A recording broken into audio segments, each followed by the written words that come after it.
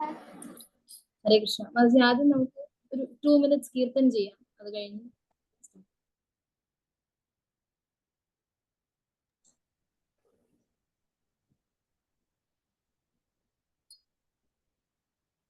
ജയ രാധാ മാധവ കുഞ്ച വിഹാരി രാധാ മാധവ കുഞ്ച വിഹാരി ജയ ഗോപി ജനവല്ലഭ ജയ गिरिवराधारी गिरिवराधारी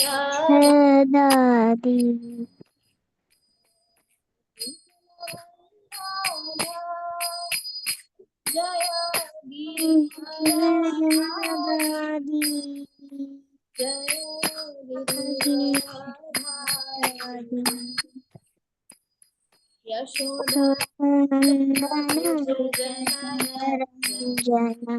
यशोदानंदन ब्रज जन रंजन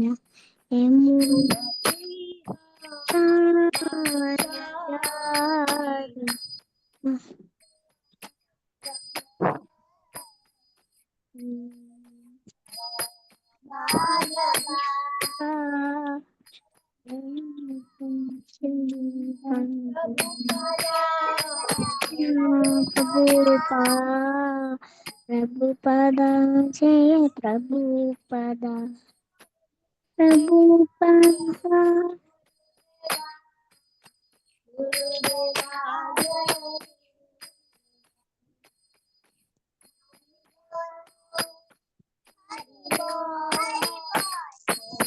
हरि बोल। माता की जय, श्री प्रभुपाद की जय, श्री गुरुदेव की जय। हरे कृष्ण. എന്റെ പേര് രാസലീല ഗോപി ദേവിദാസി എന്നാണ്.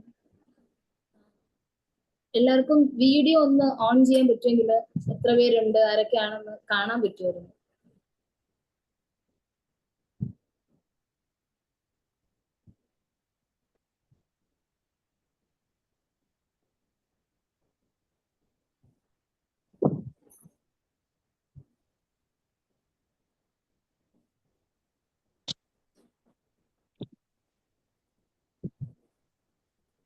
हरे कृष्ण माजी. हरे कृष्ण. माजी गोपी प्रिय லிங்க்ல ஏறலாமா எப்படி? മാജി മാജി പറ്റുമെങ്കിൽ വീഡിയോയും കൂടെ ഒന്ന് ഓൺ ആക്കി.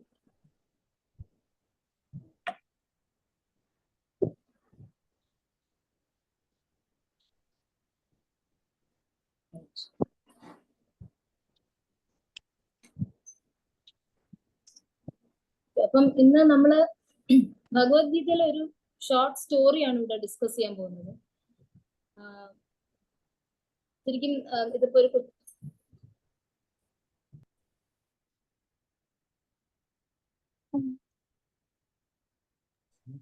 കേൾക്കാൻ പറ്റുന്നുണ്ടോ?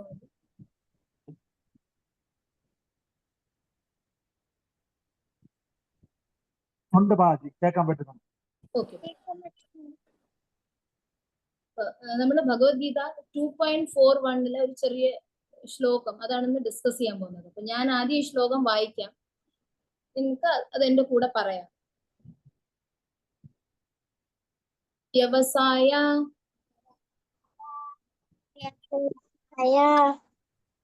ആത്മിക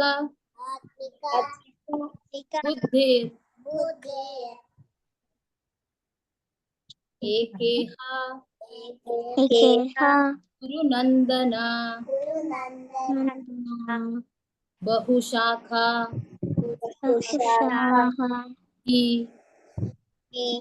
अनन्तश्च बुद्धयो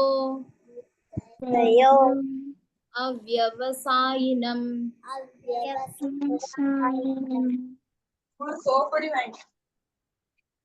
व्यवसायात्मिका बुद्धिर एकेह गुरुनंदना बहुशाखा कुशाहा हि अनन्तश्च अनन्तश्च बुद्धयो अव्यवसायिनम् व्यवसायिनम् व्यवसायात्मिका बुद्धिर् मायात्मिका बुद्धिः एकेह कुरु नन्दन गुरुनन्दन बहुशाखा हि अनन्तश्च बुद्धयो बुद्धयो അവ്യവസായിനം. വ്യവസായിനം Okay, ഒരിക്കൽ കൂടെ വായിക്കാം. വ്യവസായാത്മിക ബുദ്ധിർ വ്യവസായാത്മിക ബുദ്ധിർ ഏഹ കുരു നന്ദന ഗുരുനന്ദന ബഹുശാഖാ ഹി അനന്തശ്ച ശാഖാനന്ദശ ബുദ്ധയോ അവ്യവസായിനം.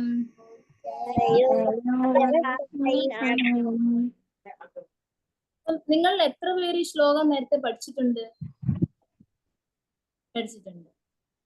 ഓക്കെ, അതിഥിക്ക് ഇതിന്റെ മീനിങ് ഷെയർ ചെയ്യാൻ പറ്റുമോ? ഇതിന്റെ മീനിങ് അതിഥിക്ക് എന്താണ് മനസ്സിലായെന്ന് പറയാൻ പറ്റുമോ? എന്തെങ്കിലും ഈ ശ്ലോകത്തിൽ നിന്ന് അതിഥി വായിച്ചപ്പോഴോ പഠിച്ചപ്പോഴോ എന്തെങ്കിലും മനസ്സിലായത്?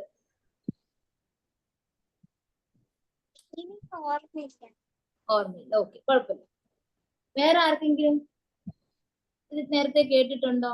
ഇതിനെ കുറിച്ച് എന്തെങ്കിലും അറിയാമോ? ഓക്കെ, അപ്പൊ നമുക്ക് എന്തായാലും ഇതിനെ കുറിച്ച് ഡിസ്കസ് ചെയ്യാം. ഈ ശ്ലോകത്തില് ഭഗവാൻ ഒരു സദ്ഗുണത്തെ കുറിച്ച്, ഒരു ക്വാളിറ്റിയെ കുറിച്ചാണ് ഡിസ്കസ് ചെയ്യുന്നത്. ഇപ്പം ഒരുപാട് സദ്ഗുണങ്ങള് നമുക്ക് നമ്മുടെ ലൈഫിൽ നമ്മളെ മുമ്പോട്ട് കൊണ്ടുപോകാൻ ഹെൽപ്പ് ചെയ്യും. അപ്പൊ അതില് ഒരു മെയിൻ ഒരു ക്വാളിറ്റിയാണ് ഡിറ്റർമിനേഷൻ. ഡിറ്റർമിനേഷൻ എന്ന് പറയുമ്പം നമ്മളൊരു കാര്യം ചെയ്യാൻ ഡിറ്റർമൈൻഡ് ആയിട്ട്, ശരിക്കും ഞാൻ ഇത് ഇങ്ങനെ ചെയ്യുമെന്ന് ഉറപ്പിച്ച് അത് കണ്ടിന്യൂസ് ആയിട്ട് എഫേർട്ട് ഇട്ട് ചെയ്തുകൊണ്ടിരിക്കുക. ഡിറ്റർമിനേഷൻ കേട്ടിട്ടുണ്ടോ? ആ ഒരു വാക്ക് കേട്ടിട്ടുണ്ടോ? കൊച്ചു മനസ്സിലായോ ഞാൻ പറഞ്ഞത്? ഡിറ്റർമിനേഷൻ എന്താണെന്ന്. അപ്പൊ ഈ ശ്ലോകത്തില് ഭഗവാൻ പറയുന്നത് നമ്മുടെ ലൈഫിൽ ഒരു ഗോൾ എന്തെങ്കിലും, ഇപ്പം നമുക്ക് ചെറിയൊരു കാര്യമാണെങ്കിൽ അത് അച്ചീവ് ചെയ്യണമെങ്കിൽ നമ്മൾ അതിനെ കണ്ടിന്യൂസ് ആയിട്ട് ചെയ്തുകൊണ്ടിരിക്കണം. ഇപ്പൊ നിങ്ങളൊക്കെ സ്കൂളിൽ പോകുന്ന കൊച്ചുകുട്ടികളാണ്. ഇപ്പൊ നമ്മള് എക്സാമിന് പഠിക്കുമ്പോഴും എല്ലാം നമ്മള് ഒരേ മനസ്സോടെ റിപ്പറ്റേറ്റീവ് ആയിട്ട് പഠിച്ച് ഇങ്ങനെ ചെയ്യുമ്പോഴല്ലേ നമുക്ക് ആ എക്സാമിൽ നല്ല രീതിയിൽ പെർഫോം ചെയ്യാൻ പറ്റുള്ളൂ. അപ്പം ആ ഒരു ക്വാളിറ്റി, ആ ഒരു ഗുഡ് ക്വാളിറ്റിയെ കുറിച്ചാണ് ഈ ശ്ലോകത്തിൽ ഡിസ്കസ് ചെയ്യുന്നത്. ഞാൻ പറയുന്നത് മനസ്സിലാവുന്നുണ്ടോ?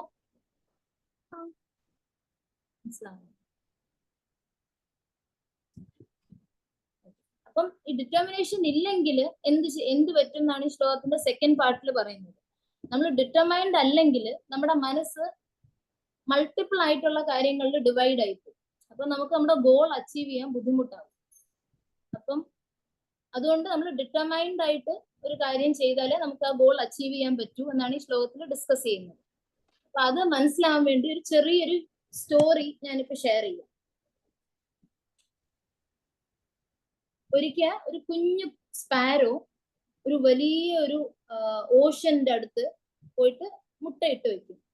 അപ്പൊ ആ മുട്ട ഇങ്ങനെ കാത്തിരിക്കുകയാണ്. ഈ സ്പാരോ പോയിട്ട് ഇങ്ങനെ കാത്തിരിക്കുകയാണ്, ഇതിന്ന് എപ്പം കുഞ്ഞു കുരുവികൾ വരും എന്നിങ്ങനെ കാത്തിരിക്കുന്ന സമയത്ത് ഈ ഓഷനിൽ നിന്ന് വലിയ തിരമാലകൾ വരും.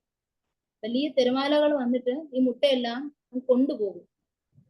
അപ്പം ഈ സ്പാരോ, ഈ മുട്ട വിരിഞ്ഞ് കുഞ്ഞുങ്ങളെ കാത്തിരുന്ന സ്പാരോയ്ക്ക് ഭയങ്കര വിഷമാവും. ആ സ്പാരോ ഇങ്ങനെ, ഇനി ഞാൻ എന്ത് ചെയ്യും, എനിക്ക് എന്റെ മുട്ട തിരിച്ചു കിട്ടാൻ എന്ന് പറഞ്ഞിട്ട് ഓഷന്റെ അടുത്ത് പോയിട്ട് പ്രാർത്ഥിക്കും. അപ്പം ഒരുപാട് പ്രാർത്ഥിച്ചിട്ടും ഒരു എഫേർട്ടും ഒരു ഫലവും കാണില്ല. ആ മുട്ടയൊന്നും തിരിച്ചു കിട്ടില്ല.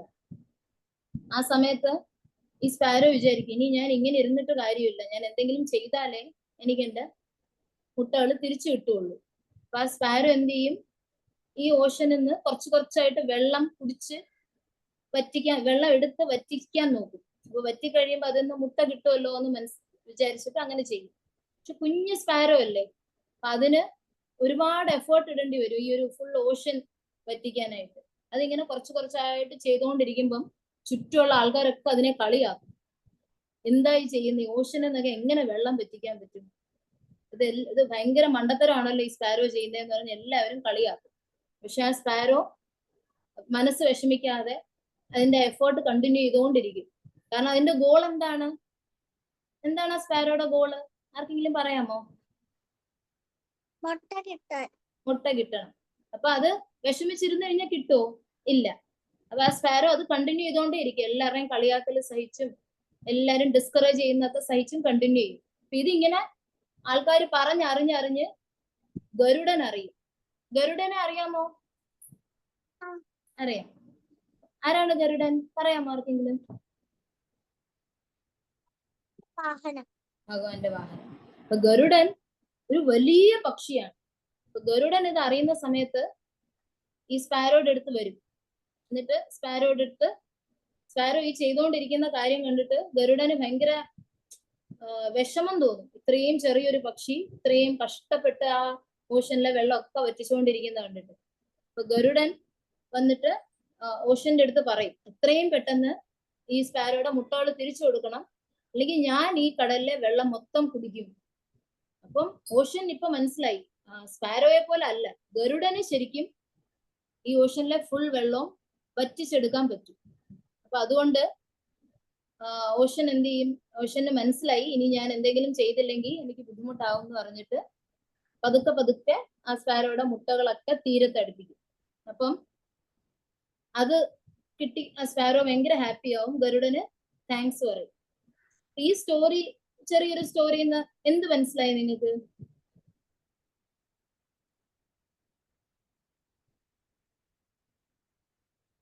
ആർക്കെങ്കിലും പറയാൻ താല്പര്യമുണ്ടോ? എന്ത് മനസ്സിലായില്ല?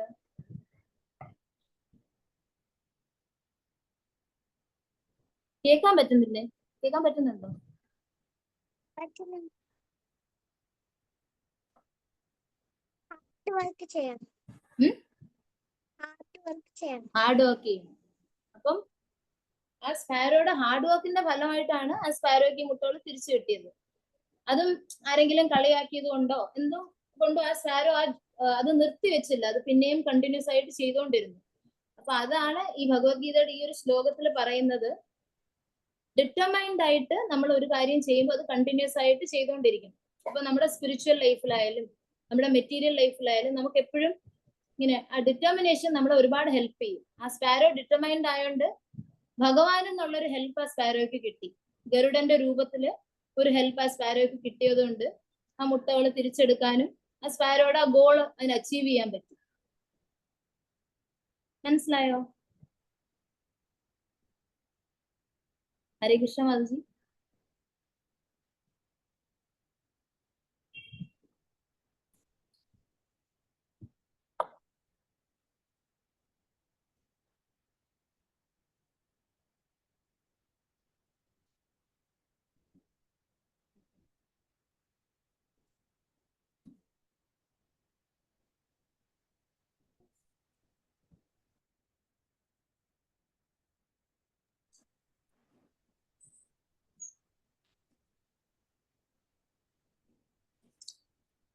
ഹരേ കൃഷ്ണ. ഐശ്വര്യ മാധുജി.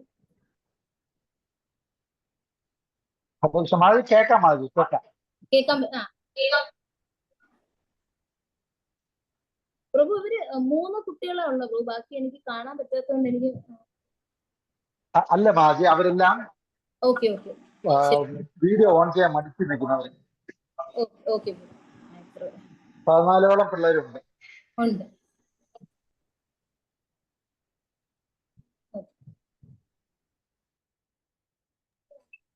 അപ്പൊ ഇനി നമുക്ക് ഈ ശ്ലോകം ഓരോരുത്തർ റിപ്പീറ്റ് ചെയ്യാം. ഈ ശ്ലോകം നമുക്ക് പഠിക്കാൻ ശ്രമിക്കാം. അപ്പൊ ആർക്കൊക്കെ അത് റിപ്പീറ്റ് ചെയ്യാൻ താല്പര്യമുണ്ട്? ഓക്കെ, ഗോപിപ്രിയ പറയോ? പറയൂ.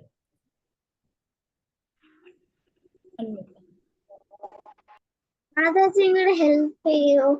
ഓക്കെ, ഞാൻ പറയാം, ഗോപിപ്രിയ റിപ്പീറ്റ് ചെയ്യോ? വ്യവസായാത്മിക ബുദ്ധിർ വ്യവസായാത്മിക ബുദ്ധിർ एकेह कुरु नन्दन एकेह कुरु नन्दन बहुशाखा हि अनन्तश्च बहुशाखायिनन्दश्च बहुशाखा हि बहुशाखा हि अनन्तश्च अनन्तश्च बुद्धयो बुद्धयो अव्यवसायिनम्. അവ്യവസായിനം. Very good Gopika. ഇനി വേറെ ആർക്കെങ്കിലും റിപ്പീറ്റ് ചെയ്യണോ? അതിഥി പറ.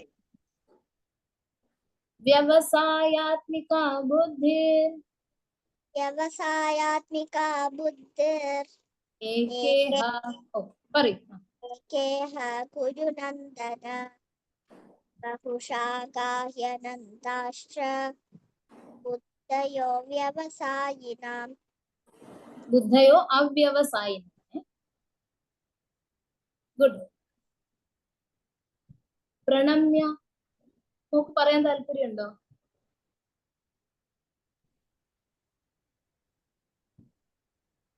ഞാൻ പറയാം, കൂടെ പറയൂ മോള്. ഹരേ കൃഷ്ണ മാതാജി. ഞാൻ ഒരു മിനിറ്റ് പറയാം. പ്രണമ്യ പറഞ്ഞിട്ട് പറയാമേ. പ്രണമ്യ പറയുന്നു. വ്യവസായാത്മിക ബുദ്ധി വ്യവസായാത്മിക ബുദ്ധിർ ഏകേഹ കുരു നന്ദന കുരു നന്ദന बहुशाखा हि अनन्तश्च ബഹുശാഖാഹ്യനന്ദശ്ച बुद्धयो ബുദ്ധയോ अव्यवसायिनम्. വ്യവസായിനം. Thank you. ഹരേ അനേ കൃഷ്ണ. ഹരേ കൃഷ്ണ. അനേ പറയോ?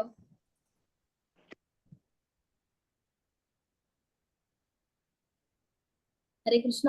അനേ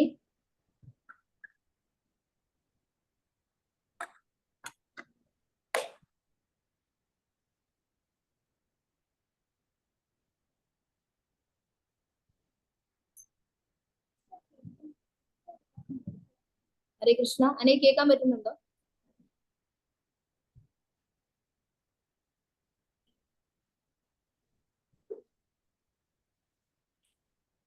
മാധവി കേൾക്കുന്നുണ്ട്. അല്ല, അനേക്ക് റിപ്പീറ്റ് ചെയ്യണം എന്ന് പറഞ്ഞിരുന്നു. ഓക്കെ.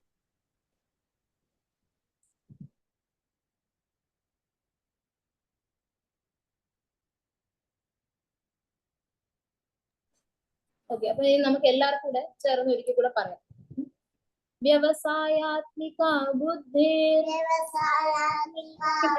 ബുദ്ധി ഏകേഹ കുരു നന്ദന ഏകേഹ കുരു നന്ദന बहुशाखा हि अनन्तश्च ബഹുശാഖാഹ്യനന്ദശ്ച बुद्धयो ബുദ്ധയോ व्यवसायिनम्. അവ്യവസായിനം.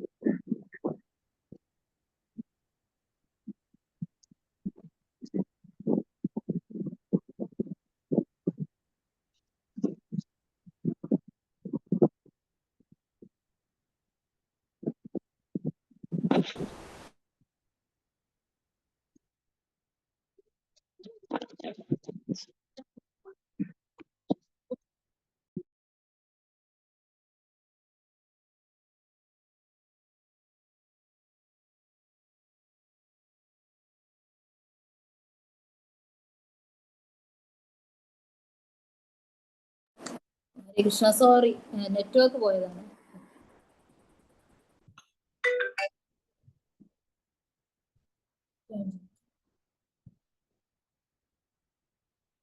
കേൾക്കാൻ പറ്റുന്നുണ്ടല്ലോ? ഇടയ്ക്ക് നെറ്റ്വർക്ക് പോയി. എല്ലാവർക്കും ഇന്നത്തെ സ്റ്റോറി ഇഷ്ടപ്പെട്ടോ?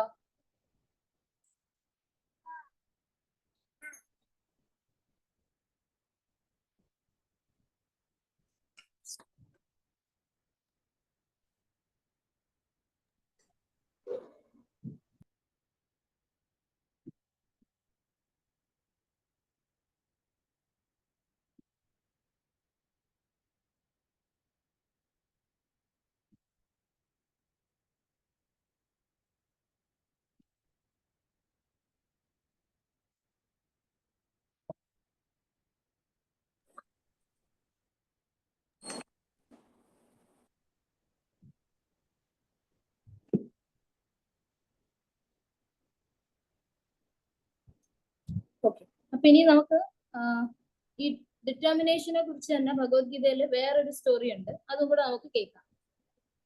ഭഗീരഥന്റെ സ്റ്റോറിയാണ്. ആരെങ്കിലും ഭഗീരഥനെ കുറിച്ച് അറിയാമോ? ഭഗീരഥനെ കുറിച്ച് കേട്ടിട്ടുണ്ടോ? കേട്ടിട്ടില്ല. ഭഗീരഥനാണ് ഗംഗാ നദി കേട്ടിട്ടുണ്ടല്ലോ. ഗംഗാ നദിയെ ഭൂമിയിലേക്ക് കൊണ്ടുവന്നത് ഭഗീരഥനാണ്. ആ ഒരു ചെറിയ സ്റ്റോറിയും കൂടെ നമുക്കിപ്പോ കേൾക്കാം.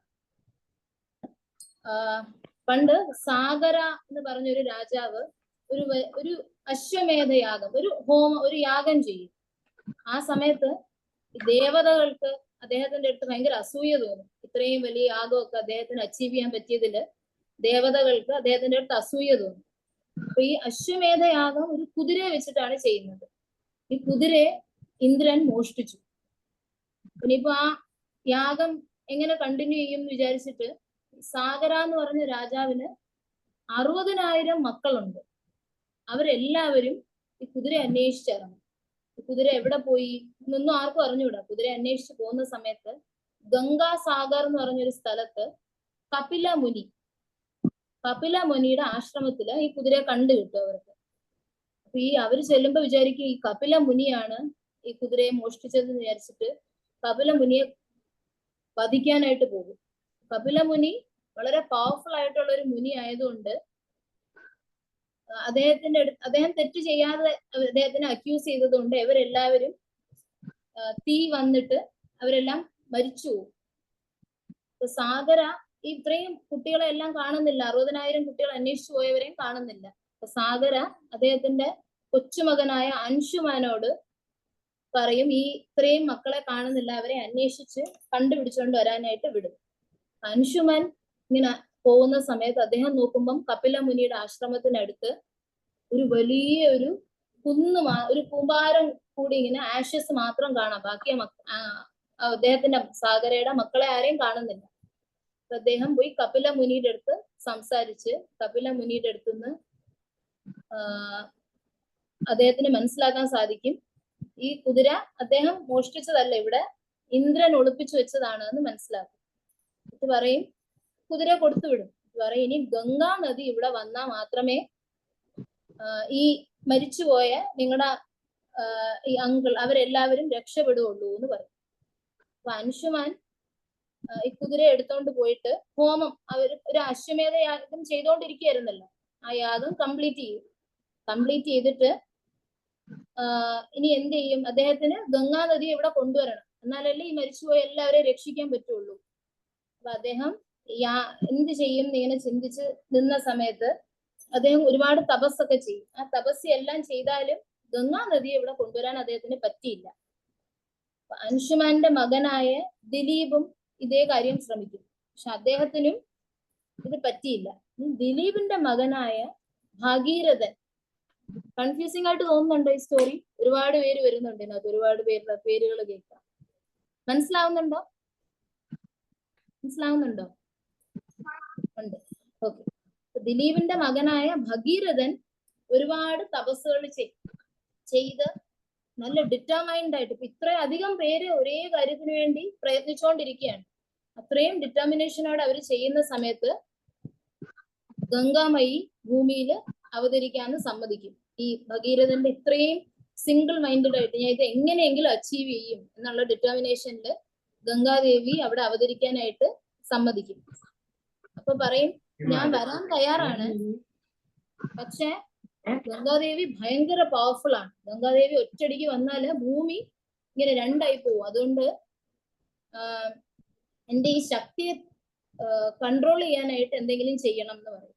ഭഗീരഥൻ പറയും ഞാൻ ലോർഡ് ശിവയുടെ എടുത്തിട്ട് പോയി പറയാം, അദ്ദേഹം ഈ ശക്തിയായിട്ട് വരുന്ന വേവ്സ് ഒക്കെ അദ്ദേഹത്തിന്റെ ശിരസിൽ വഹിക്കും. അങ്ങനെ അദ്ദേഹം ഭയങ്കര പവർഫുൾ ആണെന്ന് പറയും. അപ്പൊ ഗംഗാമയി ഓക്കെ, അത് സമ്മതമാണ്. പക്ഷെ ഗംഗാമയിക്ക് ഇനി അടുത്തൊരു കൺസേൺ ഉണ്ട്. ഗംഗാമയി ഭയങ്കര പരിശുദ്ധമായ ഒരു നദിയാണ്. ഒരുപാട് പാപികൾ വന്നിട്ട് ഇപ്പൊ ഭൂമിയിലേക്ക് വരുമ്പം പാപം ചെയ്ത ഒരുപാട് ആൾക്കാർ ഇവിടെ കാണും. ഈ പാപികളായ ആൾക്കാർ വന്ന് ഈ വെള്ളത്തിൽ കുളിക്കുമ്പം ആ പാപം എല്ലാം എന്നിലാവില്ലേ, ഞാൻ എന്ത് ചെയ്യും എന്നിങ്ങനെ ഗംഗാമയി ചോദിക്കും. ഭഗീരഥൻ പറയും ശരിക്കും പാപികളായ ആൾക്കാർ വരുമ്പോൾ അവരുടെ പാപം ഗംഗയിൽ വരുമെങ്കിലും ഭഗവാന്റെ ഭക്തന്മാർ വന്നിട്ട് ഈ നദിയിൽ കുളിക്കുന്ന സമയത്ത് ആ പാപം എല്ലാം ഡിസ്ട്രോയ് ആവും, അതെല്ലാം നശിച്ചു പോവും എന്ന് പറയും. അപ്പൊ ഭഗവാനെ, കാരണം ഭഗവാന്റെ ഭക്തന്മാര് ഭഗവാനെ മനസ്സിൽ എപ്പോഴും കൊണ്ടു നടക്കുന്ന ആൾക്കാരാണ് എന്ന് പറയും. അപ്പൊ ഗംഗാമയുടെ 2 കൺസാണും ഭഗീരഥൻ അതിന് വഴി കണ്ടെത്തി. അപ്പം ഗംഗാമയി ശരി, ഞാന് ഭൂമിയിലേക്ക് അവതരിക്കാൻ റെഡിയാണെന്ന് പറഞ്ഞിട്ട് ഇവിടെ വരും. അങ്ങനെ ലോർഡ് ശിവ ഗംഗാമയെ സ്വന്തം ശിരസിൽ വഹിക്കും.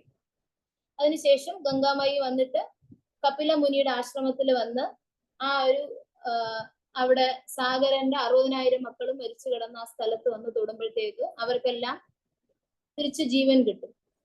അങ്ങനെ ശരിക്കും ഭഗീരഥന്റെ ഡിറ്റർമൈൻഡ് ആയിട്ടുള്ള ഒരു എഫേർട്ട് കാരണം ഗംഗാമയ്യെ ഇവിടെ കൊണ്ടുവരാൻ പറ്റും. ഇന്ന് നമ്മൾ കേട്ട ഈ 2 സ്റ്റോറീസിലും, ഒന്നിൽ ആദ്യത്തെ സ്റ്റോറിയിൽ ആ ഒരു ചെറിയ സ്പാരോയുടെ ഡിറ്റർമിനേഷനും, രണ്ടാമത്തെ സ്റ്റോറിയിൽ ഭഗീരഥന്റെ ഡിറ്റർമിനേഷനിൽ നിന്ന് നമുക്ക് എന്ത് മനസ്സിലായി? ഈ 2 സ്റ്റോറിയിൽ നിന്ന് നിങ്ങൾക്ക് എന്തെങ്കിലും മനസ്സിലായോ കുട്ടികൾ?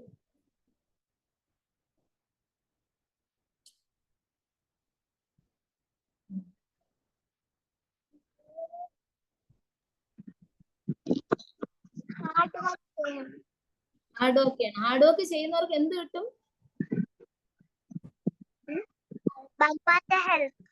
ഭഗവാന്റെ ഹെൽപ്പ് കിട്ടും. അതുവഴി അവർക്ക് സക്സസ് കിട്ടും. അപ്പൊ എല്ലാവരും ഡിറ്റർമൈൻഡ് ആയിട്ട് ചെയ്യാനായിട്ട് ഡിറ്റർമിനേഷനോട് കൂടി എല്ലാം ചെയ്യാൻ റെഡിയാണോ? ഡിറ്റർമൈൻഡ് ആയിട്ട് ഭക്തി ചെയ്യാനും റെഡിയാണോ? ഇഷ്ടപ്പെട്ടോ? ഇന്നത്തെ സ്റ്റോറി ഇഷ്ടപ്പെട്ടോ എല്ലാവർക്കും? ഇഷ്ടപ്പെട്ടോ?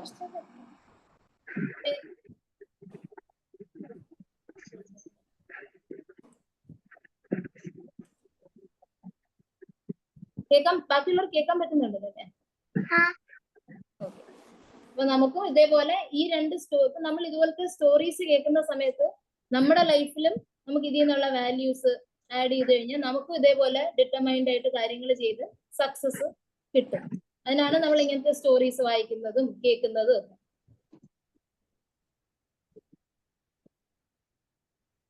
ആർക്കെങ്കിലും എന്തെങ്കിലും ചോദിക്കാനുണ്ടോ? എന്തെങ്കിലും പറയാനുണ്ടോ?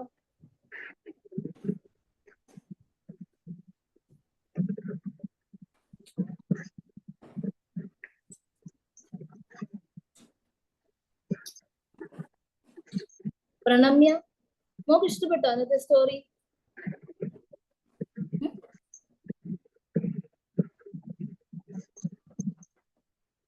ഹരേ കൃഷ്ണ പ്രഭു.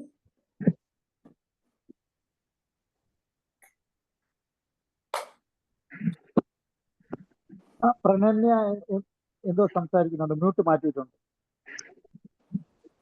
പ്രണന്യ മോളെ സംസാരിച്ചോളൂ.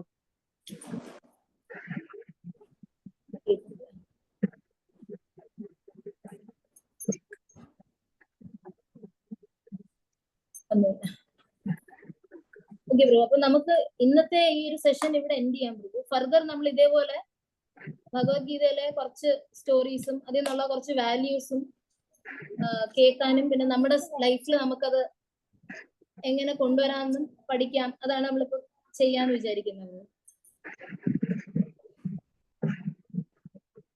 അതെ, തീർച്ചയായും തീർച്ചയായും നന്നായിരുന്നു. നല്ല സ്റ്റാർട്ടിംഗ് ആണ്. നല്ല രസമുള്ള 2 കഥകൾ മാധവി പറഞ്ഞു. പിള്ളേരെല്ലാം ഹാപ്പി അടിച്ച് കേട്ടു. കുറെ ആൾക്കാർ വീഡിയോ ഓൺ ചെയ്യാൻ മടിച്ചു നിൽക്കുകയാണ്. അത് 2-3 ക്ലാസ് ആകുമ്പോൾ അതെല്ലാം ശരിയാവും.